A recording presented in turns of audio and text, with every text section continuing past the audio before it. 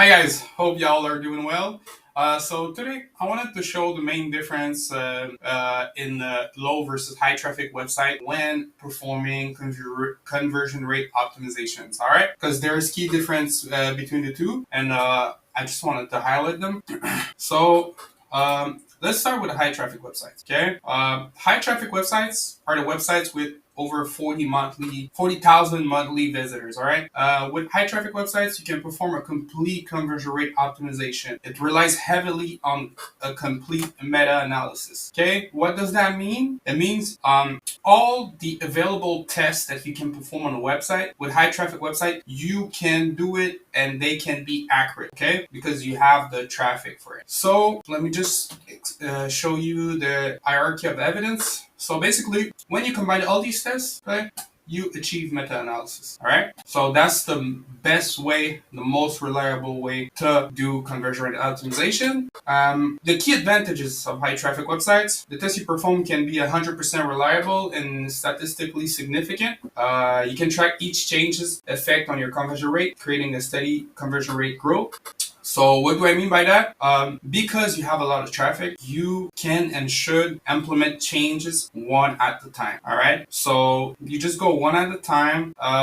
And you see, if let's say you run your test for 4 weeks and you change it the button color, and it decreased your conversion rate from 0.1%, then you can pull back the old version, try not. All right. And you just do that back and forth, back and forth. What it does, it's going to create a steady growth of your conversion rate. All right.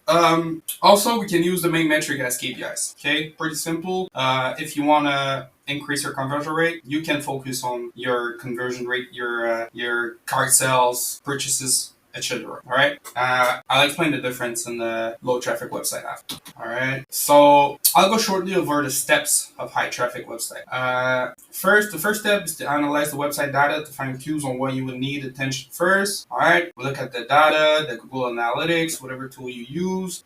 We try to find maybe mistakes or evident things that we would need to fix. Okay, if we do have benchmark in your industry, we're gonna look at benchmarks to see if your metrics match with the rest of the industry. All right.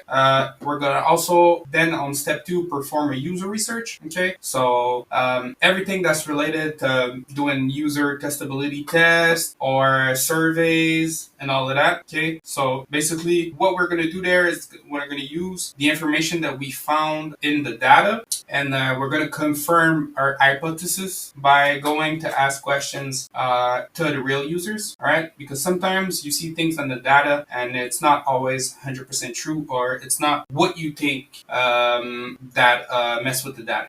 All right, step 2, we're gonna perform an expert review and competitor analysis. All right, we're gonna look at your website, see if there's obvious thing that's missing. Step 4, we're gonna combine all the insights. We're gonna prioritize the test ideas and create hypotheses. All right, because let's say we have 40 test ideas on your website.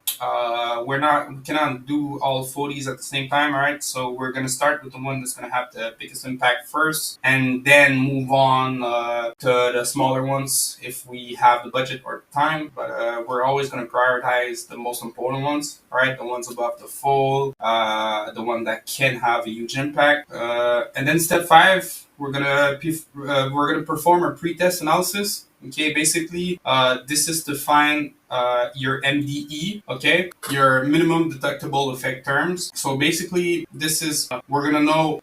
How can I explain that simply? We're gonna know how much time we need to run the tests for. All right. How do we calculate that? Well, we have a framework. We use, let's say, how many person are going to see the test, and then we're gonna define if we can run the test for 1 week. It has enough data, or we need to go up to 6 weeks. Okay. Also, in the pre-test analysis, we're gonna set up your GA4. We're going to set up the free forms that we're trying to use. We're going to make sure the URL structure is good so we don't corrupt our data. And once that is done, we're going to set up the A/B test. Step 7, we're going to monitor the A/B test. Step 8, we're going to analyze the A/B test results. And step 9, we're going to personalize and present to the stakeholders. And basically the focus for a high traffic website is statistical evidence, user research, expert review. All right, low traffic websites. With low traffic websites, the conversion rate optimization the focus is different. All right, since it doesn't have enough traffic to reach a statistical significance, a complete meta-analysis cannot be complete here. All right, makes sense. The change cannot be performed on single variables. I mean, it can, but it's not the best thing to do. All right.